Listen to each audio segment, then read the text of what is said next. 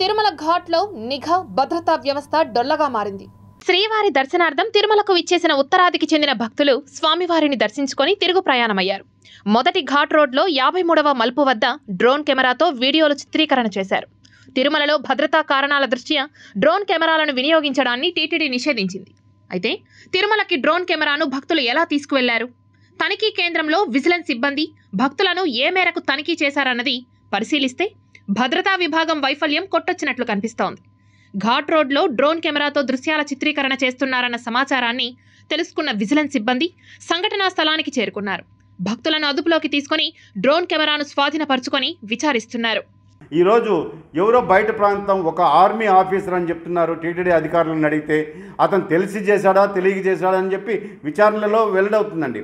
కానీ ఇలాంటివి జరగకుండా చేతులు కాలేక ఆకులు పట్టుకున్న చందంగా కాకుండా పటిష్టమైనటువంటి భద్రత, ఎందుకంటే ఇప్పుడు అలిపిరి చెకింగ్ పాయింట్లో మెటల్ డిటెక్టర్స్ ఉంటాయండి.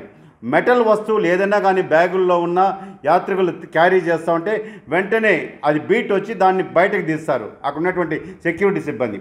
కానీ ప్లాస్టిక్ డిటెక్టివ్ అనేది లేదండి మనకు అలిపిరి చెక్ పాయింట్లో.